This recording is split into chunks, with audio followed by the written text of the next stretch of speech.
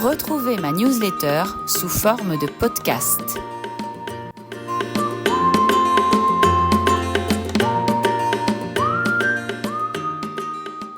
Wolt, l'ogre en habit bleu. Le géant finlandais de la livraison rapide a exploité les mauvaises habitudes prises par les Israéliens de se faire livrer tout et sans cesse. Résultat, un monopole qui fait très mal. Wolt, c'est un peu le conte de fées qui tourne au cauchemar. Fondé en 2014 à Helsinki par Mikki Kuusi, un ancien de Nokia, puis racheté en 2022 par le leader mondial DoorDash, la plateforme de livraison a d'abord séduit l'Europe, s'implantant surtout dans les pays de l'Est et en Scandinavie, ainsi que dans des pays comme le Kazakhstan ou la Géorgie, avant de débarquer en Israël en 2018. Avec son application intuitive, son large choix de restaurants et ses livraisons ultra rapides, Wolt a rapidement conquis le marché israélien jusqu'à devenir un acteur quasi monopolistique. C'est un peu sa marque de fabrique. Choisir des pays où l'offre de services est faiblement développée et arriver avec une proposition séduisante pour des clients appâtés par la nouveauté et peu conscients du dégât social causé au petit commerce, aussi bien que du statut social de ces livreurs, pompeusement présentés comme des auto-entrepreneurs alors qu'ils sont des salariés déguisés, comme la jurisprudence l'a montré dans le monde entier, y compris Israël. Comme dans les contes, le loup a fini par montrer les dents. Wolt a récemment imposé un nouveau modèle économique inspiré d'Amazon Prime. Un abonnement mensuel payant, Wolt Plus, exempte le client de frais de livraison. En même temps, pour encourager le passage à l'abonnement, Wolt a augmenté nettement le coût de la livraison, 5% de la commande avec un minimum à 5 shekels 90. Et ce n'est pas tout. Le minimum de commande a également fait un bond, passant de 50 à 60 shekels pour les restaurants et de 70 à 140 shekels pour les supermarchés. Et comme on est en Israël, un des pays les plus chers du monde, Wolt n'hésite pas à fixer la barre très très haut, avec des tarifs exorbitants comparés à ce que l'entreprise pratique ailleurs. Quelques exemples ?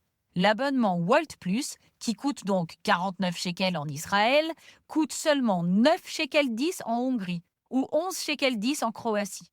Même en Europe de l'Ouest, les prix sont bien plus doux. 14 shekels 80 en Autriche, 18 shekels 50 en Allemagne, 31 shekels 40 en Norvège. Seule l'Islande fait mieux, entre guillemets, avec 50 shekels 30. Rak Israël, on vous dit. Mais l'arnaque ne s'arrête pas là. Là où Wolt se sucre un maximum, c'est sur les commandes de produits de supermarché. Le minimum est certes passé à 140 shekels, mais vu les prix pratiqués par la plateforme, vous y arriverez très rapidement. Il vous manque des œufs, des couches, du lait ? Attendez-vous à une majoration des prix qui peut atteindre 20%. Un panier de courses vérifié par le quotidien The Marker chez Carrefour coûte 17,4% plus cher chez Wolt qu'en magasin. Et on sait que Carrefour n'est pas vraiment concurrentiel. De quoi faire réfléchir à 2 fois avant de céder à la facilité. Pire encore, Wolt se sert de tous les côtés et exige des restaurants de payer, en plus de 25 à 30% qu'ils rétrocèdent déjà à l'application sur chaque commande, juste pour la livraison et la mise en relation, des frais de fonctionnement supplémentaires de 6 shekels, juste pour avoir accès aux clients abonnés. Le piège monopolistique parfait où les fournisseurs et les clients sont prisonniers et se font traire comme des vaches.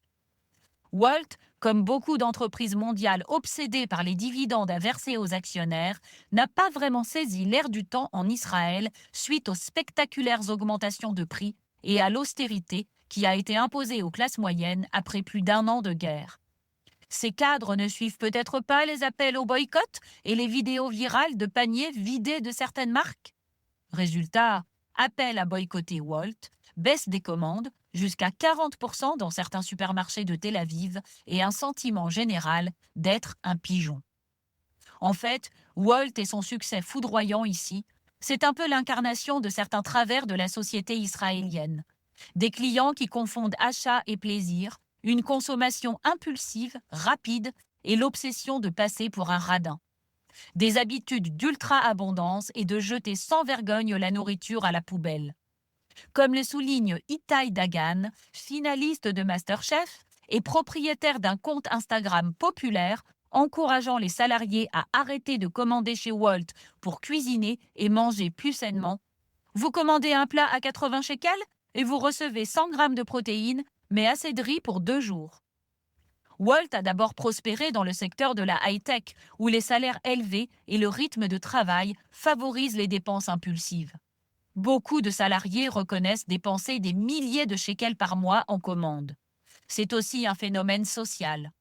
À l'entrée des superbes cuisines tout équipées et approvisionnées en friandises et boissons de tout genre qui sont devenues la norme infantilisante du secteur afin que les salariés se sentent « à la maison » entre guillemets, et ne comptent pas leurs heures, se trouve généralement un mur d'étagères fabriqué pour contenir des sacs de livraison.